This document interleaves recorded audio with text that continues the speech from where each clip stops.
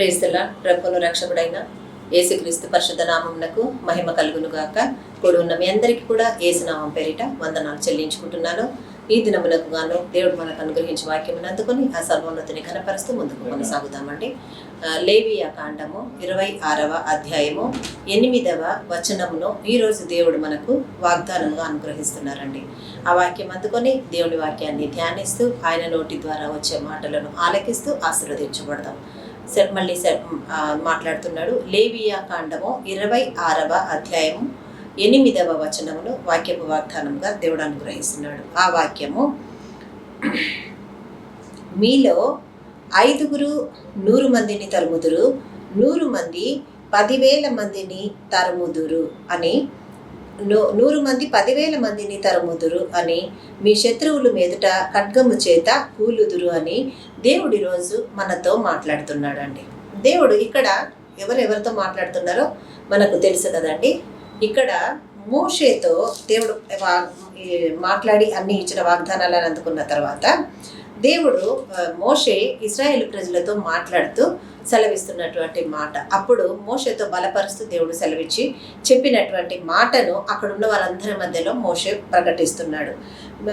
26 నుంచే ఉంటుందండి. 26 మొదటి వచనం నుంచి, మీరు విగ్రహములను చేసుకొనకూడదు, చెక్కిన ప్రతిమను బొమ్మను కానీ నిలువ పెట్టకూడదు, మీరు సాగిల పడుటకు ఏదో ఒక రూపమున చెక్కబడిన రాతిని మీ దేశంలో నిలపకూడదు, నేను మీ దేవుడనైన యెహోవాను, నేను నియమించిన విశ్రాంతి దినములను మీరు ఆచరింపవలెను, నా పరిశుద్ధ మందిరమును సన్మానింపవలెను, నేను యెహోవాను అని దేవుడు మాట్లాడుతూ చెప్తున్నటువంటి మాటనే ఈ దిన వాక్యముగా దేవుడు మనకు అనుగ్రహిస్తున్నాడు.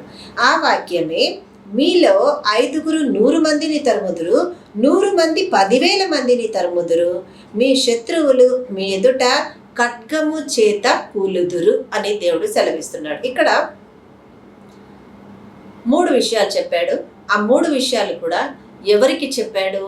ఇహలోకానుసారముగా దేవునిలో ఉంటూ ఆయన విశ్వాసమును, ఆయన ఇచ్చిన కృపను పొందుకొని ఆయన వెంబడిస్తూ వాక్యములోనే నడుస్తూ ఉన్న బిడ్డలకు దేవుడిస్తున్నటువంటి వాగ్దానం.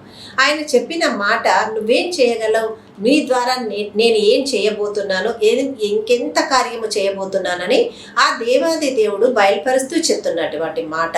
అందుకే దేవుడు సెలవిస్తూ, మీలో 5 100 మందిని తరుముదురు, 100 మంది 10,000 మందిని తరుముదురు అని దేవుడు సెలవిచ్చాడండి. అంటే మీలో 5 100 మందిని తరుముదురు, 100 మంది 10,000 మందిని. ఇది సాధ్యమా అండి? సాధ్యమా? ఒక్కరికే జవాబు చెప్పలేం కదా మనం, లేక 2 3 జవాబు చెప్పలేం మనం. ఓడిపోయిన స్థితిలోనో, సొమ్మసిల్లిన స్థితిలోనో, ఆ నిస్సహాయ స్థితిలోనో వచ్చి కూలబడిపోతాం కదా. ఏంటి ప్రభా నోరేసుకొని పడిపోతున్నారు, నేను జవాబు చెప్పలేని స్థితిలో ఉన్నాను ప్రభా, నువ్వే వచ్చి మాట్లాడయ్యా, నా శక్తి సరిపోదయ్యా, నా బలం సరిపోదు ప్రభా అని దేవునికి భారం అప్పగించేసి కూలబడిపోతాం నిస్సహాయ స్థితిలో. దేవుడు అటువంటి మనతో దేవుడు మాట్లాడుతూ చెప్తున్నాడు, మీలో 5 100 మందిని తరుముతారు. 5 మందిలో నువ్వు ఒక్క బిడ్డవైతే నువ్వు ఎంతమందిని తరమగలవు? 100 మందిని తరమగలవు. అంటే 100 మందిని తరమగలరు. మీలో 5 100 మందిని తరిమేదరు. ఆ తర్వాత 100 మంది 10,000 మందిని తరుముతారంట. ఎంత క్యాలిక్యులేషన్ కదండి దేవుడికి, ఎంత చక్కటి వాక్యం కదా, ఎంత ధైర్యం ఇస్తుంది కదా. కాబట్టి ప్రియ సహోదరి సహోదరుడా, నువ్వు తరమడానికి భూమి మీద నియమించబడ్డావమ్మా దేవుని దగ్గర. నువ్వే కృంగిపోతే, నువ్వే తరమబడుతుంటే నువ్వు ఇంకా దేవుడికి చెప్పుకొని ఏం ప్రయోజనము? ఈరోజు దేవుడు నీ దగ్గరకు వచ్చి నీతో మాట్లాడుతున్నాడు. నీ విరోధులతో మాట్లాడలేకపోతున్నావా? నీ శత్రువులు నీ మీద విర్రవీగుతున్నారా? నీ శత్రువులు ఎదుట తలదించుకొని నిలబడే పరిస్థితి నీకు వచ్చిందా? ఏంటయ్యా నాకు ఈ పరిస్థితి, అన్నీ కలిగిన సృష్టికర్తవు నువ్వు నాకు తండ్రిగా ఉంటే నేనేంటి ఈ లోకస్తుల ముందు నేను ఈ విధంగా ఉండిపోతున్నానని సొమ్మసిల్లిన స్థితిలో నువ్వు ఉన్నావా సహోదరుడా సహోదరి?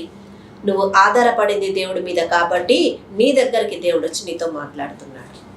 భయపడకు. నువ్వు ఎందుకు బాధింపబడుతున్నావు, ఎందుకు కృంగిపోతున్నావు, ఎవరేమంటున్నారు, ఇంట్లో సమాధానం లేదా, నీ బిడ్డను ఎవరైనా వాళ్ళ అత్తగారింటి తరపు వాళ్ళు ఏదైనా మాటలు అంటున్నారా, నెమ్మది లేకుండా చేస్తున్నారా, ఏదైనా కానీ నిన్ను తరిమి కొట్టే స్థితిలోనే నిన్ను నేను ఉంచి ఉన్నాను అని అంటున్నాడు. నువ్వు తరుముతావు అంతే, కానీ ఆ 5 మందిలో నువ్వు ఒక్కదానిగా ఉండడానికి లేవనెత్తబడు.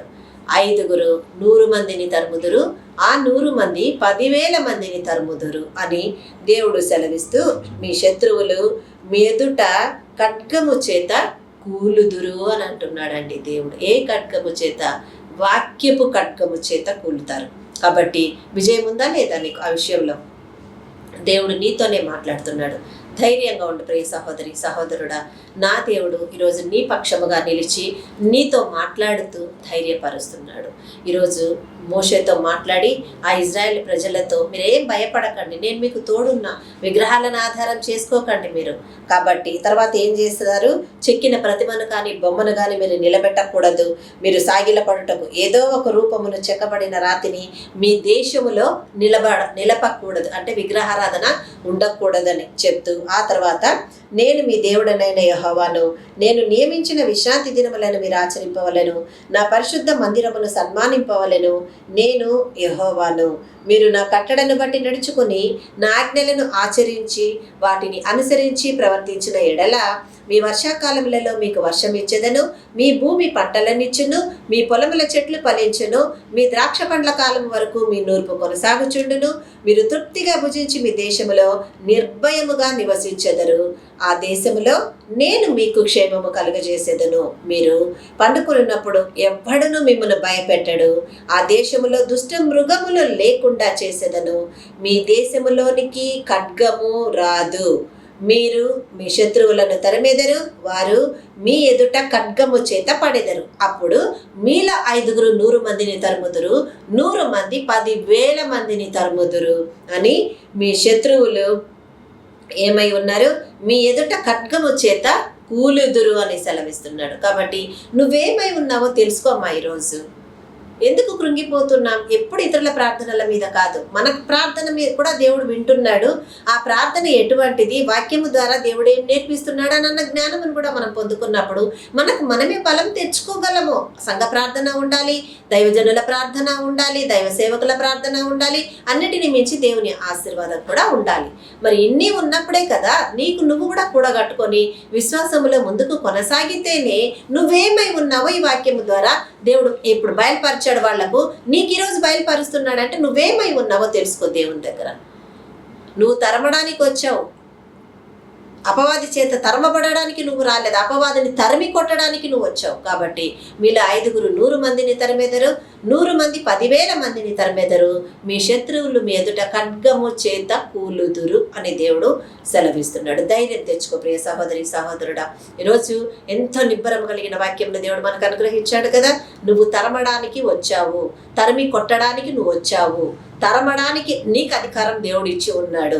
ఆ స్థితిలో 5 మందిలో నువ్వు ఉంటే 100 మందిని తరమగలవు, 100 మందిలో నువ్వు ఉంటే 10,000 మందిని నువ్వు తరమగలవని దేవుడు ఈరోజు నీకు వాగ్దానం ఇస్తున్నాడు. ఈ వాక్యం అందుకొని దేవుడిని మహిమపరుస్తూ ముందుకెళ్దాం. ఇటు కృప దేవుడు ఈ వాక్యం ద్వారా మనకందరికీ అనుగ్రహించును గాక. ఆమేన్, ఆమేన్, ఆమేన్. హల్లెలూయా. ప్రార్థన చేసుకుందాం. హల్లెలూయా, హల్లెలూయా, హల్లెలూయా, హల్లెలూయా. స్తోత్రం, స్తోత్రం, స్తోత్రం, స్తోత్రము దేవా, స్తోత్రము నా తండ్రి. పరిశుద్ధుడా, మహాగణుడా, మహోన్నతుడా, నీకు స్తోత్రములు. సర్వకాలము లేదు జీవించువాడా, మీకే కృతజ్ఞత వందనాలు చెల్లిస్తున్నాను ప్రభా. ఇచ్చిన ఈ దినములో చక్కటి వాక్యముతో మీరు మాతో మాట్లాడి ఎంతో బలమునిచ్చారు. అవును ప్రభా, మేము అపవాది చేత తరమబడడానికి రాలేదయ్యా, తరిమి కొట్టడానికి నీవు మమ్మల్ని నడిపించావు. కానీ మీ ఆజ్ఞలను అనుసరించి వాటిని గైకొని అనుసరించి నడిచిన ఎడల మా శత్రువుల మీద మాకు విజయమునిచ్చే దేవుడవై ఉన్నావు. మీలో 5 100 మందిని తరుముదురు, 100 మంది 10,000 మందిని తరుముదురు. మీ శత్రువులు మీ ఎదుట ఖడ్గము చేత కూలుదురు అని నీవు సెలవిచ్చావు. అంటే శత్రువును కూలిపోజేయడానికి మాకు శక్తిని, బలమును, జ్ఞానమును అనుగ్రహించి మీరు ఈ వాక్యము ద్వారా నిబ్బరమును, ధైర్యమును అనుగ్రహించి ముందుకు నడిపిస్తున్నందుకు మీకే వందనాలు, మీకే స్తోత్రములు, మీకే కృతజ్ఞతలు నా యేసయ్య. తండ్రి నీకే వందనాలు. ఇదిగో ప్రభా, అయినా ఎగ్జామ్స్ రాస్తున్న బిడ్డల మీదికి నీ హస్తంలో నడిపించు. ఏ బిడ్డలు కూడా ఫెయిల్ అవ్వడానికి వీల్లేదు నా యేసయ్య. అయ్యా, ఒకవేళ అటువంటి స్థితి కలిగిన ఏ బిడ్డలు కూడా మానసికంగా కృంగిపోయి జీవితాలను ముగించుకోకూడదు ప్రభా. ప్రతి బిడ్డను పేరు పేరున నీ హస్తాలకు అప్పగిస్తున్నానయ్యా. వారి హస్తాలకు మీ హస్తమును తోడుగా ఉంచి ఆశీర్వదించండి. చక్కటి భవిష్యత్తులోనికి వారిని నడిపించండి. దీవించండి. యవన బిడ్డలను జ్ఞాపకం చేసుకోనండి. వివాహము కాని బిడ్డలను మీరు జ్ఞాపకం చేసుకోనండి. వివాహ ద్వారాలు తెరిచి వివాహానికి కావలసిన సర్వము సకలమును కూడా మీరే అనుగ్రహించమని ప్రార్థిస్తున్నాము. ఆర్థిక ఇబ్బందులు ప్రభ, అప్పుల భారము నాయన ఉన్న వారి కుటుంబాలలోనికి మీరు దిగి వచ్చే సమాధానమును దయచేయండి, విడుదల దయచేయండి. ఈరోజు ఎవరైతే బర్త్డేస్ చేసుకుంటున్నారో, ఎవరైతే యానివర్సరీలు జరుపుకుంటున్నారో మీ కృపతో వారిని ఆశీర్వదించి మరొక నూతన సంవత్సరంలోనికి నడిపించండి. నీ కృపను బట్టి సదాకాలము మీకు కృతజ్ఞతా స్తోత్రములు చెల్లిస్తూ నడవడానికి వారికి సహాయం చేసి మీరే మహిమ పొందమని ఇచ్చిన మంచి వాక్యమును బట్టి మరొకసారి మీకు కృతజ్ఞతా స్తోత్రములు చెల్లిస్తూ యేసు నామమున మా ఈ ప్రార్థన మీ ఆశీర్వాదముగా వాక్యము విన్న అందరము కూడా అడిగి పొంది ఉన్నాము మా తండ్రి. ఆమేన్, ఆమేన్, ఆమేన్. హల్లెలూయా. అందరికీ ప్రైజ్ తెలాడండి. ఈ వాక్యం ద్వారా మరి అందరూ ఆదరించబడి ఉన్నారని నమ్ముచున్నాను. ఈ వాక్యం ఈరోజు నాకు ఆదరణ కలిగించింది, ధైర్యం ఇచ్చిందని ఎవరైతే అనుకుంటున్నామో దయచేసి ఈ వాక్యాన్ని మీ ఫ్రెండ్స్కు, బంధువులకు, సన్నిహితులకు ఈ వాక్యాన్ని షేర్ చేయండి.